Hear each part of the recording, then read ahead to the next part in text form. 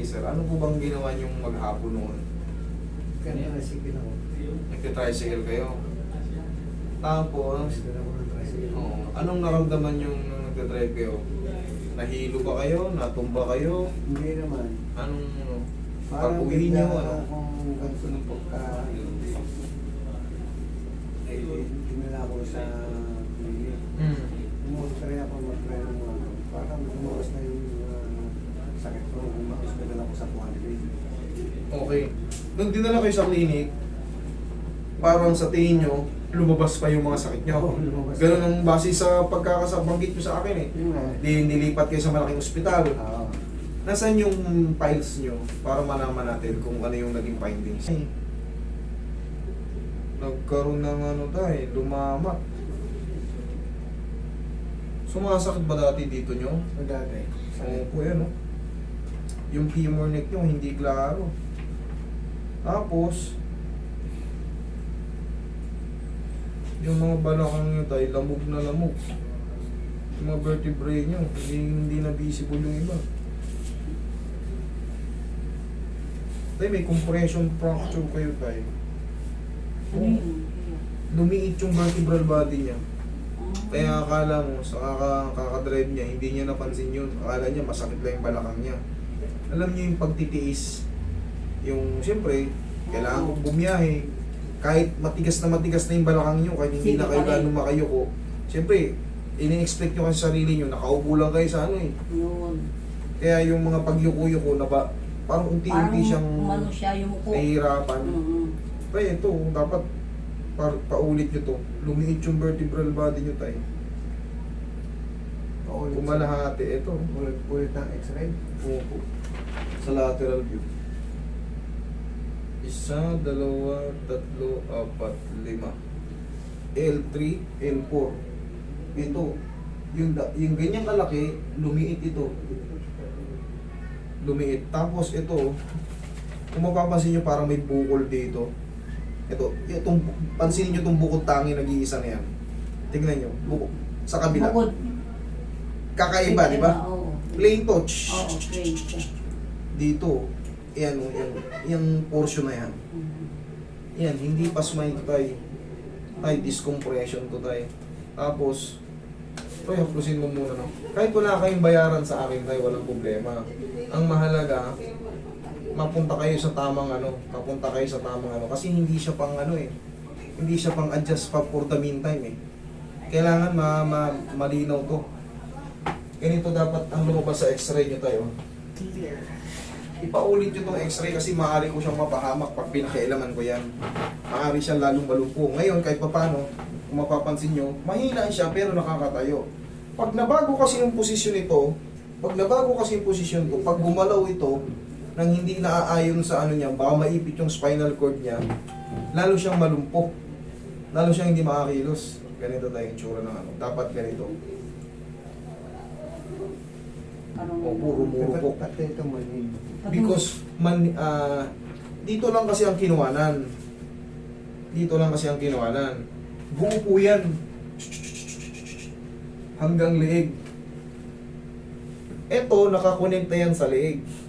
Hindi pa po nakuhanan eh, putol eh, hanggang balakang lang yan. Ngayon, hindi pa na-check yung upper.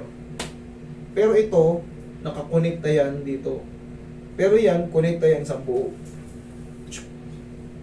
Okay? Hindi pa nakita yung findings dito mo.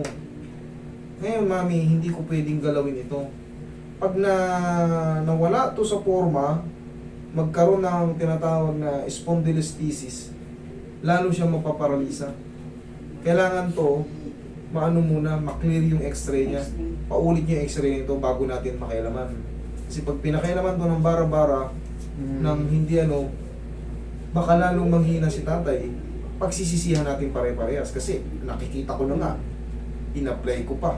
Pero syempre, hindi mangyayari because grabe yung alaga ko sa inyo mga nagtitiwala sa akin. Iniisa-isa kong ipaliwanag sa inyo kasi siyempre hindi nyo man lubusang maintindihan kasi wala naman din kayo sa medical. Kaya nga ini-explain ko sa inyo, kaya binibigyan ko rin kayo sample na dapat kung anong makita sa x-ray nyo, katumbas din ang tamang x-ray. Anong nangyayari kasi nakikita ko dito, hati na ito. Ang tawag doon kinonsider nga sa kanya na osteophytosis, tsaka sclerosis, and osteodegenerative change. Ang ibig sabihin ng osteodegenerative change, nagbabago na yung itsura, nalalapnos na. Kumbaga, napupudpud. Yun ang ibig. Osteo means bones. Degeneration, pagtanda. Nagkakaroon siya ng ano, osteophytes. Ganito itsura ng osteophytes yun. Ayan. Osteophytosis naman mo. Ayan, degenerative. Napipirat yung disc, nawawala ito. Yung osteophytes, yan o, yung bumubukol-bukol. Supposed to be malinis, dapat ganyan o. Oo, yung listas. Ayan, kita mo, parang may mga lubak-lubak. Ganyan ang nangyari kay tatay. Kumikipot na, tapos may mga ano. Ngayon, pag pinakailaman mo yan, binonset mo yan, maaring mag-crush yan. Pag pumutok yung buto niya, kakalat yun, iipit na yun kung saan-saan. Lalo Pag- siyang gimaka, ano. Opo, pag umupo ka ng gano'n, tutusok na yon sa mga... Wala nang tigil yung kirot, tapos siyempre mapaparalisa ka, hindi ka na makakatayo. For the meantime, ang gagawin kay tatay, pa-double check yung ano, tapos mag-vitamin siya sa bones kasi makakatulong yun. Vitamin sa bones and nerves. Pero siyempre, nasa hospital na yun eh. Bibigyan kayo. Tapos totoo lang, bibigyan kayo ng ganito, bibigyan kayo ng vitamins yan. Nire-resetahan kayo ng mga vitamina niyan. Hindi pa na-checkan man sa doktor Hmm. yan. Binigyan kami ng vitamin B. Ayun, Yung yun para makatulong. vitamin B. Ngayon, complex na yun. kasi dahil hindi klaro, maaaring madisgrasya ko siya. Kaya for the meantime, malabo kasi ito ipaulit. Ang labo eh. Ang labo. Ayoko naman, Pagkailangan. pakialaman tapos paglabas ni tatay, imbis na nakakatayo, X-ray nila, ang labo talaga. Ang labo oh. Pwede ko rin makikita. Tsaka ito, tingnan mo mami, meron tong kakaiba rito. May umusli sa kanya Kaya dyan. magandang paano.